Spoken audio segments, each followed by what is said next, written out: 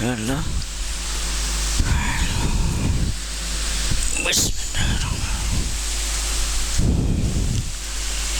السلام علیکم ورحمۃ اللہ وبرکاتہ۔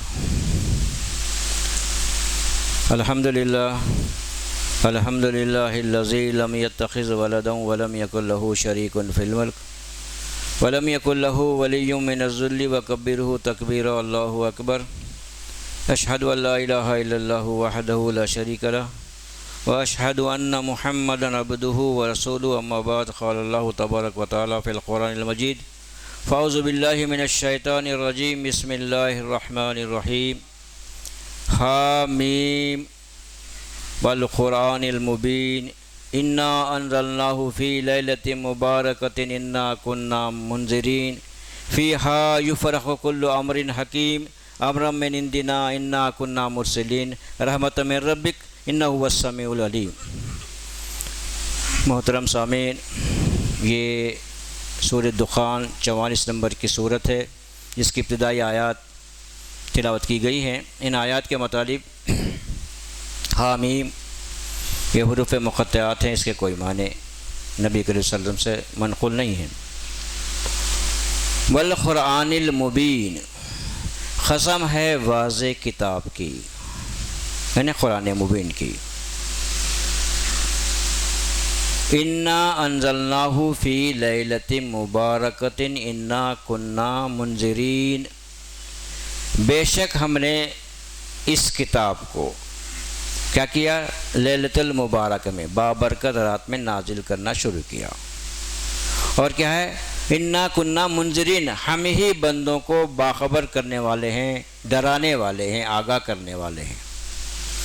فیہا یفرق کل امر حکیم امرا من عندنا انا کنا مرسلین، کہ فیہا یفرق، اس میں فرق کیے جاتے ہیں، امر حکیم، حکیمانہ باتیں اللہ تعالیٰ کی طرف سے حکم ہو کر۔ اور پھر کیا ہے؟ انا کنا مرسلین، ہم ہی رسولوں کو بھیجنے والے ہیں۔ رحمت من ربک، یہ اللہ رب العالمین کی رحمت ہے بندوں پر، رب کی رحمت ہے بندوں پر۔ انا کنا مرسلین، رسولوں کو بھیج کر بندوں کو آگاہ کرنا، یہ اللہ رب العالمین کی رحمت کا تقاضا ہے۔ انہ هو السمیع العلیم، اور وہی سننے والا اور جاننے والا ہے۔ یہ آیات کے مطابق ہوئے۔ الحمدللہ رب العالمین کا شکر احسان ہے کہ اللہ رب العالمین انسانوں کی ہدایت کے لیے آخری کتاب محمد رسول اللہ صلی اللہ علیہ وسلم پر نازل کر دیے۔ یہ وہ آخری کتاب ہے، اس کے بغیر انسان کسی اور ذریعے سے ہدایت حاصل نہیں کر سکتا، یہ حقیقت ہے۔ لیکن اللہ رب العالمین بندوں کو موت کے بعد کی ابدی زندگی سے باخبر کرا رہے ہیں، اور پھر بندے جو لا علمی کی بنیاد پر اپنی منمانی زندگی بسر کر رہے ہیں، اللہ رب العالمین بندوں کی جو ہے فکر کی اصلاح کے لیے پھر عمل کو وہ اپنے اللہ کی مرضی کے مطابق بسر کرنے کے لیے اللہ تعالیٰ ہدایتیں نازل کر دیے۔ اور پھر کیا ہے کہ بندے زندگی کے ہر معاملے میں اللہ کے بندے بن کر زندگی گزاریں، نہ کہ اپنی مرضی کے تحت جی چاہا وہاں جو ہے بندگی کر لیے، یا کسی دن میں، کسی رات میں، کسی جو ہے مہینے میں کر لیے، تو معاملہ بننے والا نہیں ہے۔ کیونکہ اللہ رب العالمین سے ہمارا اقرار کیا ہے؟ لا الہ الا اللہ کے ذریعے، اللہ تیرے سوا کوئی ہمارا معبود نہیں ہے، تیری ہی بندگی زندگی کے ہر معاملے میں کریں گے۔ جب اقرار کرنے کے بعد ہماری پوری کی پوری زندگی اللہ کی بندگی میں جو ہے بسر ہونا چاہیے۔ ہاں، انسان ہے، غلطی نافرمانی پر فوری توبہ کرنا اللہ رب العالمین سے اور اللہ کی طرف رجوع ہونا ہے، یہ بندگی کے تقاضے ہیں۔ لیکن آج اللہ رب العالمین کی اس کتاب ہدایت سے دوری کا نتیجہ ہے۔ یعنی قرآن کو کیسے پڑھ رہے ہیں؟ ثواب و برکت کے لیے پڑھ رہے ہیں ہم لوگ، لیکن ہدایت کے لیے نہیں پڑھ رہے ہیں۔ اگر ہدایت کے لیے ہم قرآن کو پڑھتے تو اب کل جو آنے والی رات ہے وہ رات نہیں مناتے ہم لوگ، کیونکہ اس رات کے تعلق سے کیا تصور ہے کہ یہ شب برات ہے، یعنی 15ویں شب، شعبان کی 15ویں شب، شب برات، رات میں جاگ لیا جاتا ہے اور نوافل پڑھ لیتے ہیں اور دن میں روزہ رکھتے ہیں۔ اس کی کوئی دلیل نہیں ہے۔ یہ اللہ رب العالمین کے طرف سے نہ ہدایت ہے اور نہ نبی کریم صلی اللہ علیہ وسلم کا اسوہ ہے، نہ صحابہ کا طریقہ ہے۔ تو اللہ رب اس رات کے تعلق سے جو عقیدے ہیں کیا ہے وہ کہ یہ رات، اس میں قرآن کیا کیا اللہ رب العالمین لوح میں محفوظ سے آسمان دنیا پہ نازل کر دیا۔ یہ لوگوں کی اپنی باتیں ہیں، یہ من گھڑت بات ہے، کوئی دلیل نہیں ہے۔ تو اللہ رب العالمین سورہ اس دخان کے اندر لیلۃ المبارکہ سے کیا مراد ہے؟ لیلۃ المبارکہ سے وہی رات ہے، کون سے؟ انا انزلناہ فی لیلۃ القدر، ہم نے اس قرآن کو قدر والی رات میں نازل کرنا شروع کیا۔ تو لیلۃ القدر، لیلۃ المبارکہ ایک ہی رات کے دو نام ہیں، یہ الگ نہیں ہے، لیلۃ المبارکہ الگ نہیں ہے، سمجھا؟ بلکہ اس کی وضاحت کے لیے کہ جو ہے مفسرین جیسا جو ہے نا ابن کثیر ہیں اور شبیر احمد عثمانی ہیں اور پھر جو ہے فتح محمد جالندری ہیں، ابو العلا مودودی صاحب ہے، اور پھر کیا ہے تقریباً جو ہے مفسرین رحم اللہ علیہ، اللہ تعالیٰ ان پر رحم کرے، ان لوگوں نے اس آیت کی وضاحت کر دی ہے کہ اس سے جو ہے لیلۃ المبارکہ سے لیلۃ القدر ہی ہے جس میں قرآن نازل ہونا شروع ہوا۔ لیکن آج جو ہے کہ روایات پرستی کا یہ حال ہے کہ اس رات میں جو ہے نا قرآن نازل جو ہے ہوا آسمان دنیا پہ۔ پھر جو ہے نا اس رات کے تعلق سے یہ عقیدے ہیں کہ اللہ رب العالمین ہر قسم کے نقص اور عیب سے پاک ہے، اس کی سبحانیت داغدار ہو رہی ہے کہ انسانی جو ہے حکمرانوں کے جو ہے اوپر ہم جو کیا ہے ہم جو ہے نا یہ سمجھ لیں کہ انسان جیسے جو ہے سال میں بجٹ بناتے ہیں، اسی طرح جو ہے اللہ رب العالمین بھی بندوں کے تعلق سے فیصلے کرتے ہیں۔ کیا ہے وہ؟ فیہا یفرق کل امر حکیم، فیہا کی جو ضمیر ہے وہ کیا کرے کہ جو رات کی طرف لے گئے لوگ، فیہا بتا اس رات میں یفرق کل امر حکیم، اس رات میں فیصلے کیے جاتے ہیں، کیا ہے؟ موت و حیات، رزق وغیرہ کے سارے فیصلے اس رات میں کیے جاتے ہیں، لہٰذا پھر گناہ بھی بخش دیے جاتے ہیں۔ اس تعلق سے جو روایت یہ ہے کہ جو ہے نا بنی کلب کے جو بھیڑ ہیں ان کے بالوں سے بھی زیادہ جو ہے نا لوگوں کے گناہ معاف کر دیے جاتے ہیں، بخشے جاتے ہیں۔ کیا نعوذ باللہ من ذالک، اللہ رب العالمین بندوں کے گناہ معاف کرنے کے لیے کوئی رات، کوئی دن، کوئی وقت مقرر کر دیے؟ ایسا کوئی معاملہ نہیں ہے۔ اللہ رب العالمین سورہ نساء میں دو مرتبہ بتا رہے ہیں بات، دو مقامات پر، کیا ہے وہ؟ انما التوبۃ علی اللہ للذین یعملون السوء بجہالۃ ثم یتوبون من قریب فاولئک یتوب اللہ علیہم وکان اللہ علیما حکیما۔ ان لوگوں کی توبہ قبول کرنا اللہ کے اوپر ہے جو کیا کرتے ہیں؟ یعملون السوء بجہالۃ، جہالت میں برے کام کرتے ہیں، ثم یتوبون من قریب، فوری اللہ تعالیٰ کی طرف سے متوجہ ہو جاتے ہیں، اللہ سے معافی مانگتے ہیں۔ تو ایسے بندوں کے مطلب کیا ہوگا کہ ایک ایمان والا پلاننگ کے تحت نافرمانی نہیں کرتا، اس سب ذہن میں رکھنا ضروری ہے، سمجھیں آپ؟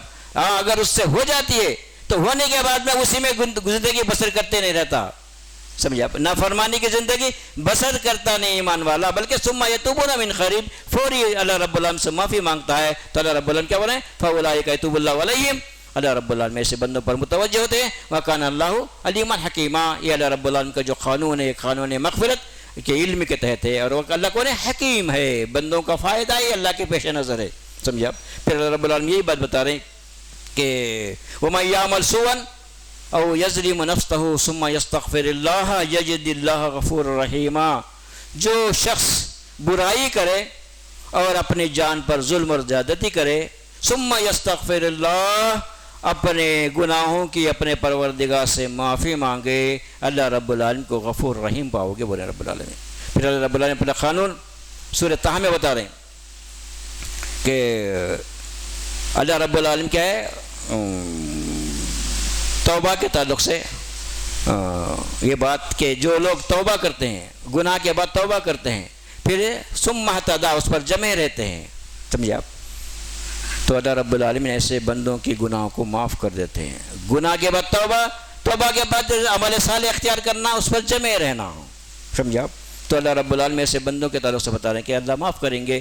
تو اللہ رب العالمین کے قانون توبہ اللہ بندوں کو ہر آن یہ موقع دے رہے ہیں. اور آج ہمارے واعظین کیا بول رہے ہیں کہ اسی رات میں گناہ معاف کر دیے جاتے ہیں. پھر کیا ہے؟ قسمتوں کے فیصلے ہوتے ہیں. ایسی بات نہیں ہے. اللہ رب العالمین بتا رہے کیا ہے؟ خلقہ فقدرہ. اللہ رب العالمین پیدا کیا، ان کے تعلق سے اندازہ مقرر کر دیا. تو انسان کے پیدائش سے پہلے اللہ رب العالمین قانون بنا دیے. اس کائنات کے بنانے سے پہلے اللہ رب العالمین قانون کو بنا دیے. یہ نفع کا قانون ہے، نقصان کا قانون ہے. قانون متعین کر دیا اللہ رب العالمین. اس کے بعد پھر جو ہے نا آج ہمارا یہ معاملہ کہ جو ہے نا ہر رات میں جو ہے اس رات میں شب برات کی رات میں جو ہے نا قسمتوں کے فیصلے ہو جاتے ہیں. تو یہ جو ہے اللہ رب العالمین کی سبحانیت کے خلاف ہے. پھر اللہ فرماتے ہیں بندوں کے تعلق سے یسألہ من فی السماوات والارض کل یوم ہوا فی شان. ہر آن مخلوق اس سے مصروف سوال ہے اور اللہ رب العالمین ہر آن مصروف عطا ہے. یدبر الامر من السماء الی الارض. اللہ رب العالمین تدبیر امر کر رہے ہیں آسمان سے لے کے زمین تک. یہ اللہ رب العالمین اپنے تعلق سے بندوں کو علم دے رہے ہیں کہ بندے جہالت سے نکلے. پھر اللہ کی اس کتاب پڑھے بغیر ہم جہالت سے نہیں نکل سکتے. پھر اللہ فرماتا کیا بات ہے؟ کتاب انزلناہ الیک لتخرج الناس من الظلمات الی النور باذن ربہم الی صراط العزیز الحمید. سورہ ابراہیم کی جو ہے آیت ہے پہلی کہ ہم نے کتاب اس لیے نازل کر دی ہے محمد صلی اللہ علیہ وسلم آپ پر کہ آپ انسانیت کون سی ہے؟ اسی وقت کی انسانیت، قیامت تک آنے والے انسانیت کو. قیامت تک جتنے انسان آئیں گے ان سارے انسانوں کو کیا ہے؟ شرک اور ہر قسم کے نافرمانیوں کے اندھیرے ہیں. اے اللہ کی کتاب کے بغیر ہماری جو زندگی ہوگی وہ کیا ہے؟ جہالت کی زندگی ہوگی. اور کیا ہے؟ اندھیرا ہوگا، ظلمات ہوں گے، روشنی نہیں آئے گی. روشنی کیا ہے کہ یہ اللہ فرماتے ہیں ظلمات الی النور، کہ اندھیروں سے نکال کر ایمان اور عمل صالح کی روشنی میں لانے کے لیے. کہ قرآن کیا ہے؟ روشنی ہے، نور ہے. اس نور کو چھوڑ دیں گے تو ظلمات میں بھٹکتے رہے گا انسان. تو اللہ فرماتے ہیں کس کے؟ باذن ربہم، ان کے رب کی طرف سے، الی صراط العزیز الحمید، کہ صراط کس کا؟ صراط العزیز الحمید، کہ زبردست اور تعریف کیے ہوئے جو رب کی طرف سے جو ہے یہ ہدایتیں ہیں. تو پھر جب تک ہم قرآن نہیں پڑھیں گے تو ہمارا جو معاملہ ہے کیا ہے؟ وہ کہ گمراہی میں پھنسے رہیں گے. پھر اللہ رب العالمین کا بندوں سے مطالبہ کیا ہے؟ یہ نہیں کہ ایک رات میں جگ لیے. آج مسلمانوں کو جو ہے اس امید میں پڑے ہوئے ہیں کہ خاندانی مسلمان ہیں، کلمہ گون ہیں، جتنے گناہ کر لیے اتنی سزا، اس کے بعد جنت گھر یا رسول سفارش کر کے بچا لیں گے. ان تصورات میں جو بے عملی کی زندگی گزار رہے ہیں جو مسلمانوں کی اکثریت، ان کو اور سلا رہے ہیں، تھپک کے سلا رہے ہیں. کیوں؟ کہ رات جگ لیے ختم ہو گیا معاملہ. حالانکہ کیا ہونا چاہیے؟ پوری زندگی اللہ کی بندگی میں ہونا چاہیے. یا ایھا الذین آمنوا اتقوا اللہ حق تقاتہ ولا تموتن الا وانتم مسلمون. اے ایمان والو، اللہ سے ڈرو جیسا اس سے ڈرنے کا حق ہے. وہ حق یہ ہے کہ جب بھی جہاں بھی تمہاری موت آئے وہ حالت تمہاری اللہ رب العالمین کی اطاعت و فرما برداری کی ہونا چاہیے. یہ اللہ کا مطالبہ ہے. پھر اللہ رب العالمین کیا بتا رہے کہ مسلمان گھر میں پیدا ہو گئے، سمجھا، نام رکھ لیے یا چند رسومات کی پابندی کر لیے یا چند عبادتیں کر لیے تو معاملہ ہے ختم؟ نہیں. یا ایھا الذین آمنوا ادخلوا فی السلم کافہ ولا تتبعوا خطوات الشیطان انہ لکم عدو مبین. اے ایمان والو، اسلام میں پورے داخل ہو جاؤ. ایسا نہیں ہے کہ جی چاہا کر لیے اور جی میں نہیں آیا چھوڑ دیے کا معاملہ نہیں. جب اللہ کی بندگی کا اقرار کیے کلمے کے ذریعے تو اس کی بندگی میں اسلام میں پورے داخل ہو جاؤ. مطلب اس کی اطاعت و فرما برداری زندگی کے ہر معاملے میں اختیار کرو. ولا تتبعوا خطوات الشیطان، اور شیطان کی قدموں کی پیروی مت کرو، وہ تمہارا کھلا دشمن ہے. اس کی دشمنی کیا ہے؟ خود دوزخ میں جاتے ہوئے بنی آدم کو دوزخ میں لے جانے کے وسوسے ڈالنا. زبردستی نہیں کرتا انہیں، صرف وسوسے ڈالنا اختیار ہے.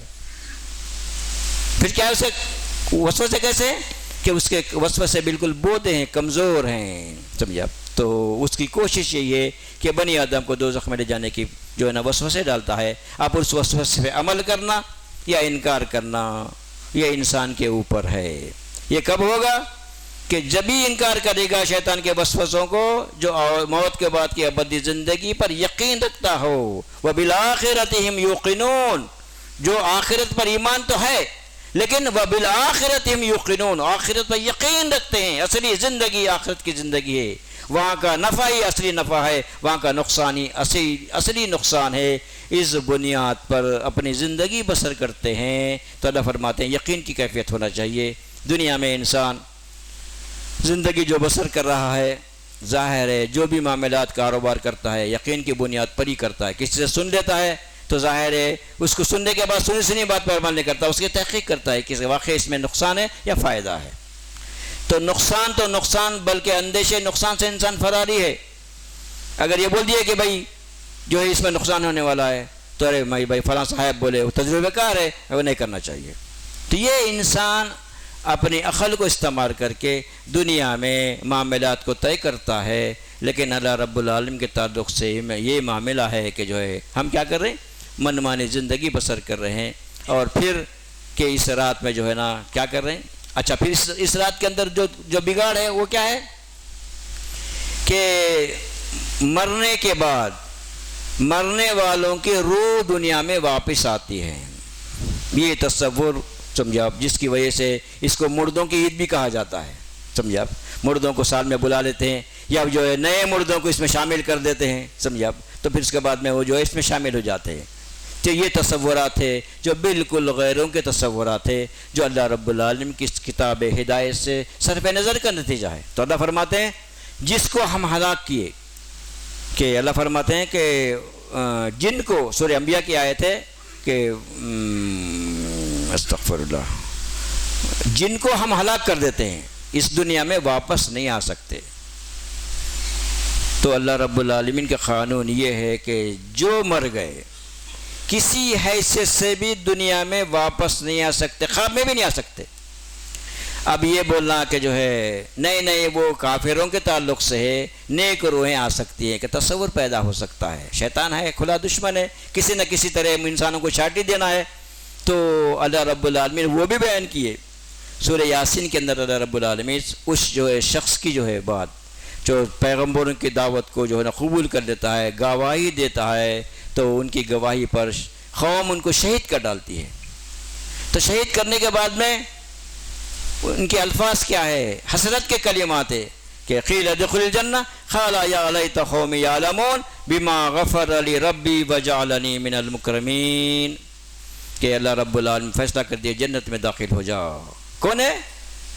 شہید ہے. شہید کے تعلق سے کیا ہے معاملہ؟ بلا حساب کتاب کے جنت. تو پھر جب جو ہے نا وہ شخص جو جنتی شخص شہید، یہ حسرت کے کلمات، حالانکہ اگر خواب میں آتا ہوتا تو خواب میں آگے بول دیتا، لیکن خواب میں نہیں آیا. اس کی جو حسرت کی کلمات ہے اللہ رب العالمین وحی کے ذریعے قرآن میں بیان کر دیے. تو مطلب کیا ہوا، نہ نیک آ سکتا ہے نہ بد آ سکتا ہے. کاش کہ میری قوم کو معلوم ہوتا، میرا پروردگار میرے گناہوں کو بخش دیا اور وجعلنی من المکرمین، اور مکرم لوگوں میں مجھے شامل کر لیا. یہ باتیں واضح کر رہی ہیں نہ نیک آ سکتا ہے نہ بد آ سکتا ہے. حرام علی قریۃ اہلکناها انہم لا یرجعون، سورہ انبیاء کی جو آیت ہے کہ حرام ہے، سمجھا، جس کو ہم نے ہلاک کیا وہ دنیا میں واپس نہیں آ سکتے. لیکن آج ہمارا عقیدہ ہے کہ دوسروں کا جو عقیدہ ہے، غیروں کا، وہی عقیدہ ہمارا ہوگا ہے کہ جو ہے نا پھر کیا ہے کہ رات میں جو ہے نا فاتحہ ہوتی ہے، پھر جو مردے آ جاتے ہیں، پھر اس کے بعد بھگانے کے لیے جو پٹاخے بھی جو ہے پھوڑتے ہیں. غور کیجئے، کیا یہ اسلامی طریقہ ہو سکتا ہے؟ اسراف، فضول خرچی جو حرام ہے، لیکن آج ہمارے پاس جو جاری و ساری ہے، لیکن چلتے آ رہا ہے معاملہ. اور واعظین برابر بیان کرتے چلے جا رہے ہیں کہ پھر جیسے جو لوگ اس رات میں جو مانگ لیے ختم ہو گئی بات، پھر دوسرے دن کیا ہے، ایسی راتیں نوجوان گزارتے ہیں. اس رات کو جگنے کی جو راتیں جو ہے ہمارے پاس ہیں، سمجھے آپ، کہاں گزارتے ہیں، کیسے موقع ہیں، سمجھیے آپ، کہ عبادت کرنے کے بجائے، جب عبادت ہے نا تو مسجد میں رہنا چاہیے نا، لیکن روڈوں پہ دیکھیں گے آپ ہر قسم کے جو ہے نا شرارتیں، لوگوں کو ستانے کے کام کرتے ہیں. کیا یہ ہے اسلام کی بات؟ تو اس کی وجہ سے اسلام کے تعلق سے غیر مسلم کیا تاثر لیں گے کہ یہ اسلام ہے؟ سمجھا؟ تو ظاہر ہے اسلام کی باتیں نہیں ہیں، یہ ساری کی ساری باتیں سازشیں ہیں، اور پھر یہ اللہ رب العالمین کی کتاب سے جو ہے ہم دور ہونے کا نتیجہ ہے۔ اللہ رب العالمین ہمارا جو امتحان لے رہے ہیں کیا ہے وہ؟ خلق الموت والحیات لیبلوکم ایکم احسن عملا، زندگی اور موت کو پیدا کیے، کیوں؟ کہ تمہارا امتحان لیں کون اچھے اعمال کرتا ہے۔ تو پھر ہم کو عمل کے ذریعے ہمارا امتحان ہے، تو موت تک ہماری زندگی عملی زندگی ہونا چاہیے۔ اگر وہ اطاعت کی زندگی ہوگی تو الحمدللہ آخرت میں کامیاب ہوں گے، وہ نافرمانی کی زندگی ہوگی وہ بھی عملی ہے، عمل اچھا عمل ہے اور نافرمانی کا عمل ہے۔ تو کون اچھے اعمال کرتا ہے آخرت کو سامنے رکھتے ہوئے، تو وہی آدمی آخرت میں کامیاب ہونے والا ہے۔ اللہ رب العالمین اس حقیقت کو بیان کرنے کے باوجود آج مسلمانوں کی اکثریت کا یہ حال ہے، سمجھے آپ، کہ پوری زندگی نافرمانی کی زندگی ہے، اور پھر آتے کب ہیں کہ جو ہے نہ فجر ہے الا ماشاء اللہ، سب کی بات نہیں ہے، نہ ظہر ہے نہ عصر ہے، مغرب میں جو ہے نا دکان جلدی سے بند کر دیے، نہا دھو کے جو ہے نا پہلی صف میں آ کے بیٹھ گئے۔ غور کیجئے، جو فرائض کی پابندی نہیں کرتے تو پھر نوافل کے ذریعے جنت میں جا سکتے؟ ایک ایمان والے کے لیے ایمان کے بعد 5 وقت کی نماز فرض عین ہے، لیکن اس کے باوجود مسلمانوں کی اکثریت بے نمازی ہے، بے نمازی، نماز کی کوئی ان کے پاس پابندی نہیں ہے، پھر بھی سمجھ رہے ہیں کہ ہم جو ہے نا مسلمان ہیں، ہم کیا ہے جنتی ہیں، دوسرے لوگ جو ہے جہنم میں جانے والے ہیں۔ حالانکہ مسلمانوں کے جو فرائض ہیں، کنتم خیر امت اخرجت للناس تامرون بالمعروف وتنہون عن المنکر وتؤمنون باللہ، اللہ پر ایمان کا لازمی تقاضا ہے۔ جب ہم اللہ پر ایمان رکھتے ہیں تو پھر اس کا لازمی تقاضا یہ ہے کہ عوام الناس کو امر بالمعروف، خیر کا حکم دینا، برائی سے روکنا، اور سب سے پہلا جو خیر ہے اعبد اللہ، سب سے پہلے جو ہے نا کیا ہے وہ امر اعبد اللہ، اور سب سے پہلی جو نہیں ہے ولا تشرکوا بہ شیئا، اللہ رب العالمین کے ساتھ کسی اور کو شریک مت کرو۔ یہ اللہ رب العالمین جو ہے ایمان والوں کے فرائض بیان کر رہے ہیں، تو پھر ایمان والے خود اگر منمانی زندگی بسر کریں گے تو لوگوں کے لیے کیا نمونہ ہوگا کہ یہ اسلام ہے، سمجھا؟ اسی وجہ سے جو ہے مسلمانوں کو جو ہے نا کیا کر رہے ہیں، ہر جگہ ذلیل کرتے چلے جا رہے ہیں اور ہوتے چلے جا رہے ہیں، کیونکہ اپنے فرائض منصب سے جو ہے نا غافل ہونے کی وجہ سے، اللہ رب العالمین کی کتاب ہدایت کو نہ پڑھنے کی وجہ سے۔ اگر ہم اللہ رب العالمین کتاب ہدایت کو پڑھتے تو پھر ظاہر ہے یہ امت واحدہ بنتے، یہ مختلف جماعتوں میں، مختلف گروہوں میں، فرقوں میں نہیں بڑھتے، بلکہ ایک جماعت، واعتصموا بحبل اللہ جميعا ولا تفرقوا، اللہ رب العالمین کی رسی کو مضبوط پکڑو اور تفرقوں میں مت پڑو۔ تو ظاہر ہے صحابہ اکرام جیسے ایک جماعت امت واحدہ تھے، اور پھر اسی جو ہے نقشے، انہی کے نقشے قدم پر ہم چلیں گے تو ہماری بھی ایک جماعت ہوگی، الگ الگ جماعتیں نہیں ہوں گی، یاد رکھیے، الگ الگ جماعتیں نہیں ہوں گی۔ الگ الگ جماعتیں ہونے کا کیا معاملہ ہے کہ کان الناس امتا واحدہ فاختلفوا، پہلے سارے کے سارے انسان ایک ہی امت تھے، ایک ہی طریقے پہ تھے، ان کے عقائد ایک تھے، ان کی فکر ایک تھی، ان کے اعمال بھی اسی کے مطابق تھے، لیکن بعد میں اختلافات پیدا ہو گئے۔ تو اختلافات کو پیدا ہونے کے بعد اللہ رب العالمین اس کو اختلافات کو دور کرنے کا جو طریقہ بتا دیے، وہ کون سا طریقہ ہے؟ مولوی صاحب جو بولے سن لو، مولانا بول دیے جو سن لو، مفتی صاحب جو بول دیے سن لو، یا مرشد جو بول دیے سن لو، نہیں، بلکہ اللہ فرماتے ہیں کہ کان الناس امتا واحدہ فبعث اللہ النبیین مبشرین ومنذرین وانزل معهم الکتاب بالحق لیحکم بین الناس فیما اختلفوا فیہ وما اختلف فيه الا الذين اوتوه من بعد ما جاءتهم البينات بغيا بينهم فهدى الله الذين امنوا لما اختلفوا فيه من الحق باذنه والله يهدي من يشاء الى صراط مستقيم۔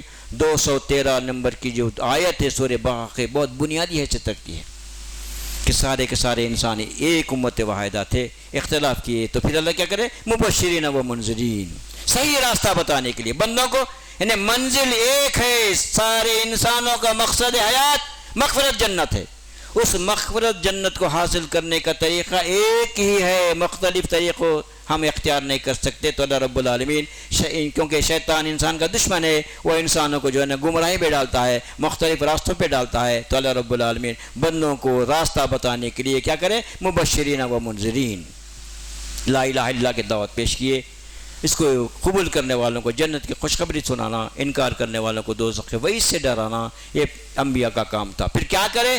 انبیاء کرام اپنے طور پر باتیں نہیں بولے، اور آج اللہ ماشاء اللہ مفتیان ہیں، سمجھا نہیں آپ، اور مولوی لوگ ہیں، رہبر ہیں کہ اپنی اپنی باتیں کہہ رہے ہیں، لیکن اللہ فرماتے ہیں کیا ہے وہ؟ وَأَنزَلَ مَعَهُمُ الْكِتَابَ بِالْحَقِّ، پیغمبروں کے ساتھ، مبشرین و منذرین کے ساتھ، حق کے ساتھ کتاب نازل کر دیے۔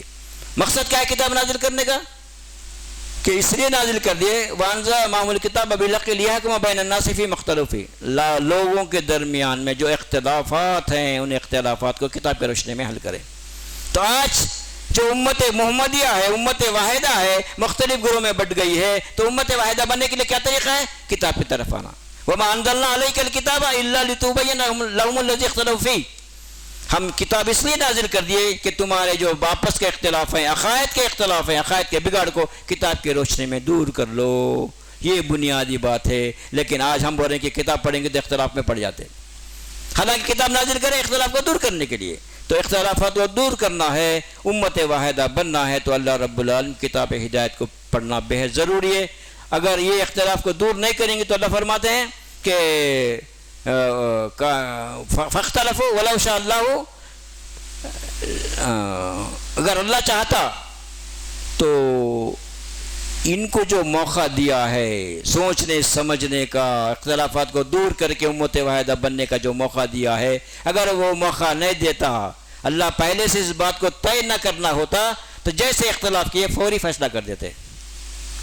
یہ اللہ رب العالمین بتا رہے ہیں کہ جو ہے ہم اپنے جو ہے اختلافات کو دور کر کر کلمے کے تحت کلمے پہ قائم رہنا، لا الہ الا اللہ محمد رسول اللہ ہمارا جب کلمہ ہے، اللہ تتخذوا من دونی وکیلا، کہ اللہ کو الہ واحد ماننے کے بعد اس کے علاوہ کسی اور کو اپنا حاجت روا، مشکل کشا، کار ساز، بگڑے بنانے والا نہیں ماننا چاہیے، اس کا انکار کرنا چاہیے، جبھی جا کے ہمارا ایمان صحیح ہوگا۔ فَمَن يَكْفُرْ بِالطَّاغُوتِ وَيُؤْمِن بِاللَّهِ، کفر بالطاغوت پہلے کرنا، سارے معبودان باطل کو نفی کر دینا، اس کے بعد اللہ ہی الہ واحد ہے۔ جب اللہ ہی الہ واحد ہے تو اس کی اطاعت و فرمانبرداری ہماری زندگی میں ہونا، تو پھر ہم جب جا کر ہم امت واحدہ بنیں گے۔ پھر اللہ رب العالمین امت واحدہ کے تعلق سے جو بات بتا رہے ہیں کہ اس پر جو قائم رہیں گے، اس بات کو جو پھیلائیں گے، تو ظاہر آخرت میں وہی لوگ کامیاب ہوں گے۔ تو ہمارا ایمان لانے کا بنیادی مقصد وہ یہی ہے کہ جو ہے دنیا میں جو ہے نام و نمود، شہرت، اقتدار اور کوئی دنیا کا طالب نہیں، بلکہ آخرت میں دوزخ سے بچنا، مغفرت جنت حاصل کرنا۔ اس مقصد کے لیے ہم جب مسلمان ہیں تو ہم کو دنیا میں آزمایا جاتا ہے، تو آزمائش میں ثابت قدم رہنا، ایسے ثابت قدم رہنے والوں کو اللہ فرماتے کیا کریں گے؟ اللہ رب العالمین ایسے لوگوں سے ان کو ہٹا دیں گے، پھر ان لوگوں کو جو اللہ رب العالمین عذاب میں گرفتار کریں گے۔ یہ اللہ رب العالمین کے قانون، اللہ کے سنت، یہ جو ہے سابقہ سے جو ہے نا چلی آ رہی ہے، اور قیامت تک بھی یہی سنت رہے گی اللہ رب العالمین کی۔ تو ظاہر ہے ہم مسلمان ہیں تو زبانی باتیں چلنے والے نہیں ہیں، تو ظاہر ہے ہماری زندگی ہماری اللہ کی اطاعت میں ہونا چاہیے۔ بارک اللہ لی ولکم بالقرآن العظیم ونفعنی وإیاکم بالآیات والذکر الحکیم۔ الحمد للہ رب العالمین۔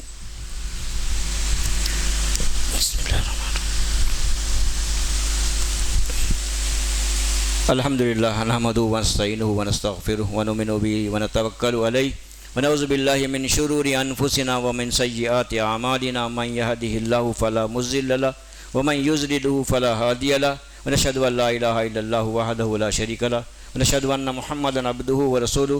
اما بعد، قال اللہ تبارک و تعالی، فاعوذ باللہ من الشیطان الرجیم، بسم اللہ الرحمن الرحیم، ان اللہ وملائکتہ یصلون علی النبی یا ایھا الذین آمنوا صلوا علیہ وسلموا تسلیما۔ اللہم صلی علی محمد وعلی آلہ واصحابہ وازواجہ اجمعین، خصوصاً علی خلفاء الراشدین والمہدیین امیر المومنین ابوبکر صدیق رضی اللہ تعالی عنہ و عمر و عثمان و علی رضوان اللہ تعالی علیہم اجمعین۔ اللہم صلی امت محمد صلی اللہ علیہ وسلم، اللہم اغفر امت محمد صلی اللہ علیہ وسلم، اللہم